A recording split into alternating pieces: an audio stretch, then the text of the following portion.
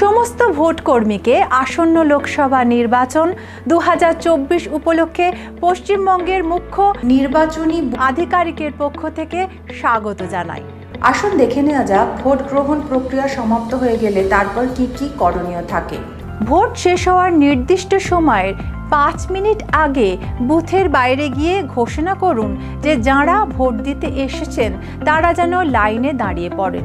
যদি কমিশন নির্দিষ্ট নির্বাচনের শেষের সময়ের পরেও ভোট চলতে থাকে তাহলে এবারে লাইনে এসে দাঁড়ানো ভোটারদের হাতে আগে থেকেই পূরণ করে রাখা স্লিপ বিলি করুন, কিন্তু উল্টো ক্রমে, অর্থাৎ লাইনের শেষের ভোটারকে দেবেন 1 নম্বর স্লিপ। এবারে ভোট প্রক্রিয়া ততক্ষণ চলবে যতক্ষণ না ওই 1 নম্বর স্লিপধারী ব্যক্তির ভোট দেওয়া হচ্ছে।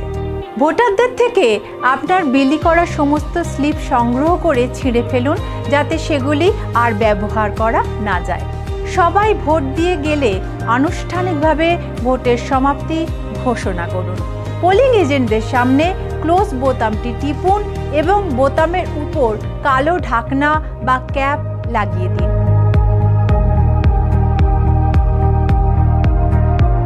সিলিং হয়ে গেলে PRO রিপোর্ট 3 ফিল আপ করুন। এরপর টোটাল বোতামটি টিপে মোট কত ভোট পড়েছে তা দেখে ফর্ম 17C পার্ট 1 এর আইটেম 5-এ সেটি লিখে রাখুন।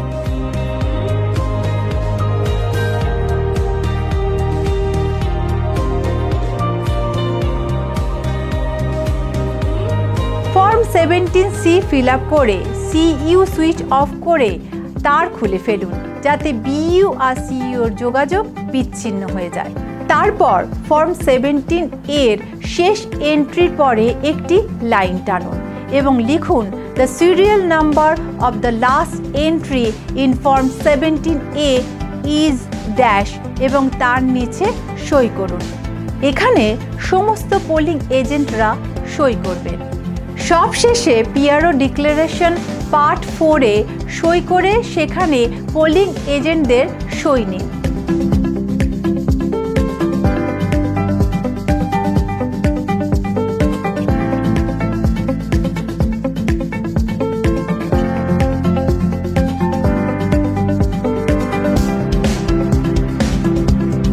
সবকিছু হয়ে যাওয়ার পর আর PROর চেকলিস্ট দেখে আর কোনো কাজ বাকি থাকলে সেটাকে সম্পূর্ণ করুন।